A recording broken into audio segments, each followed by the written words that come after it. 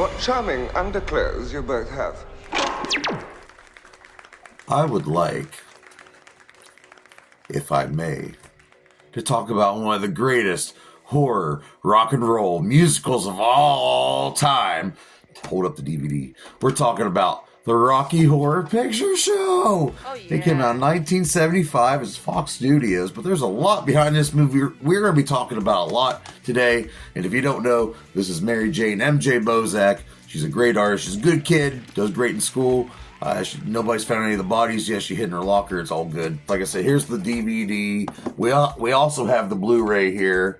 And if you don't know, this just came out on 4K, and I was just watching, and it looks freaking amazing. And if you don't know, what the hell is Rocky Horror Picture Show all about? It seems really weird. Well, it is really weird. It's pretty much about these two young people who just got engaged, and they're out on a dark and stormy night on the old Pork Chop Express. Wait a second, wrong movie.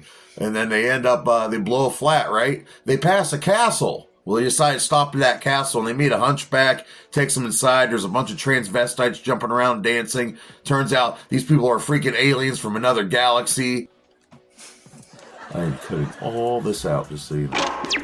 And this crazy alien transvestite musicals, it stars one of your favorite actors of all time. You go on about them all the freaking time on your TikTok channel. Tell everyone your favorite actor who stars in this. Yes, say it again. Tim Curry. Yes, Tim Curry. He's the shit. We love him. He played Pennywise. He was also Mr. Jigsaw in Loaded Weapon, Home Alone too. He's great. But this is just a really good movie. We're going to go over it right now. So Richard O'Brien, he put together this live show. They started over there in England. We did a Royal Oak Studio Theatre and also in King's Road Theatre over there in the UK, man. And once it got attention from Lou Adler over in America, if you know there, well, he brought it to America and he started performing at the Roxy Theatre. It became a big hit. And there was a lot of names who weren't really that big at the time who would become big names, including a musician known as Meatloaf. So then eventually it got so famous, we had celebrities like David Bowie, Elvis, and Keith Moon were coming to see these shows. It was getting very popular, so they got a TV deal with Fox Studios, and Richard O'Brien and the gang got his best actors to come with them, and they made the movie, and yeah, the rest is history. Let's go over it though. It is directed by Jim Sharman, who also worked on the movie Shock Treatment, which is a weird sequel to this, but we're going to talk about that later. Yeah. It is written by a guy we already mentioned, Richard O'Brien. The budget for this movie is $1.4 million. And originally, they only got $1 million back in the box office. But over time, since this is the longest running theatrical movie of all time, it would gross out to be $166 million. That's epic, people. It still plays to this day. And they filmed it over the Oakley Court in Windsor, Berkshire, and also at Bray Studios there in Berkshire. And like I said, the music and the lyrics were all done by Richard O'Brien. Some special effects here. You get to see Eddie's split open head done by Colin Shivers and Wally Beavers.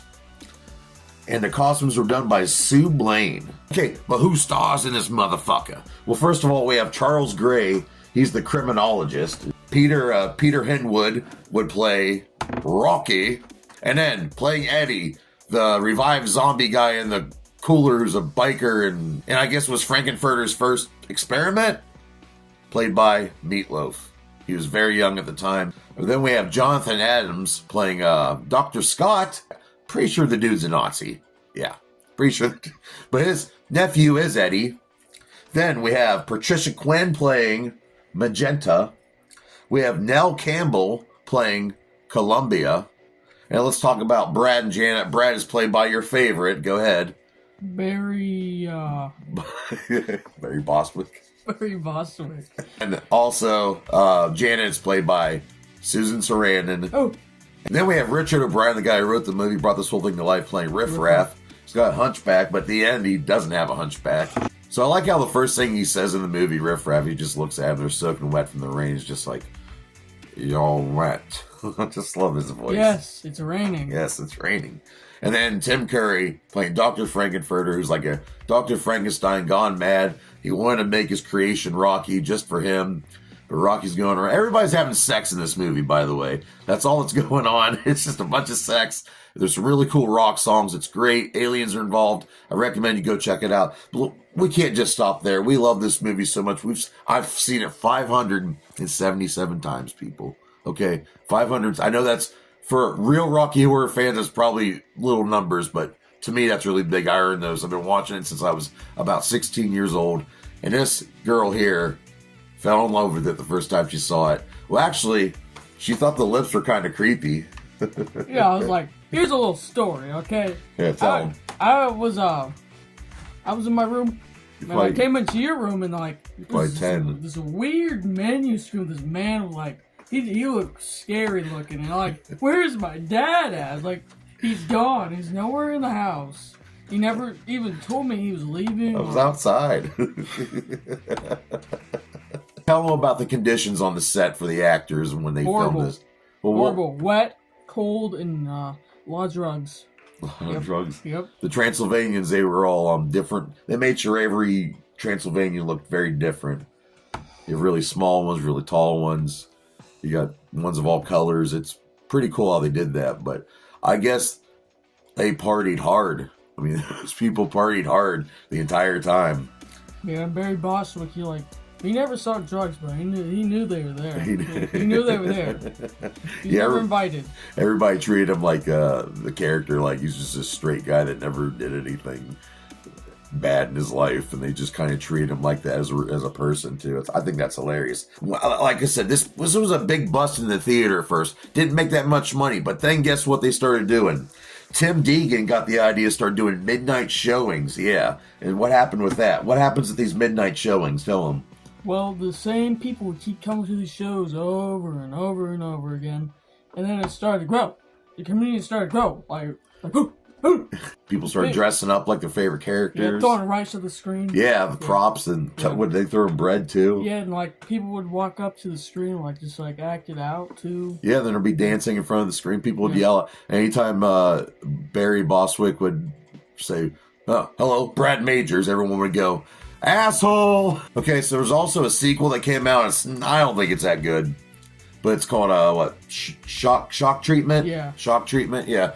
But I do think Richard O'Brien's really good at it. But then again, I love everything he does. And then also there was a remake on Fox TV. Who was the remake? Had Laverne Cox playing Frankenfurter, and I think she did pretty good actually. And that movie was supposed to be a tribute. People, it was no way supposed to be better than this. Nothing can be better than this. But this 1975 classic movie has touched the hearts of many people with the whole slogan of "Don't dream it, be it." That's right.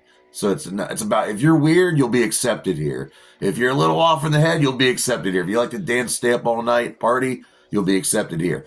You know, it kind of reminds me of a group of mega fans that call themselves family and like to go all these shows together and always scream. Oh yeah, it kind of reminds me of Juggalos a little bit. You know, we're always going to the shows. We dress up as our favorite rapper or whatever. We know all the words of the songs. Yeah, we like throwing, rocks and shit. We should probably be throwing toast. Some people throw bags of pee. I've never done that. What? Though. Yeah, I've never done that. That's something. Fago. I think that's something Hulk Hogan would do. Cool though. But yeah, what do we rate? Well, she can't say it, but I'm going to say it. We rate Rocky Horror Picture Show a 5 out of 5 dog dicks. That's an epic rating. I love it. Like I said, 577 times. I don't know. She's saying like probably 17 times now. Would you say? It's been over it's over a dozen. She's going to be a super... We are going to go to a midnight showing, and when we do, I'll make sure I get some footage, hang out with the Rocky Horror... What do we call the Rocky Horror fans? I don't know what we call them. I don't know. The transvestites. Yes, the transvestite. The Transylvanians, that's it. Yeah. We hang out with the Transylvanians because we are sweet transvestites, and we love horror movies. And I want to thank my lovely daughter for joining us tonight here on Soundfest 2025. We have a few more days left here in October. Halloween's coming. The threshold's so freaking thin right now. And soon those spirits, all those people you pissed off, they're going to come get you in your sleep. And quit eating your kids' candy. Feed your kids, pay your bills, take care of your mind, ignore the negativity, be part of the solution, not the problem. And we'll see you here tomorrow night on some more Soundfest. Yeah, Sharman. Good night. What? Sharman.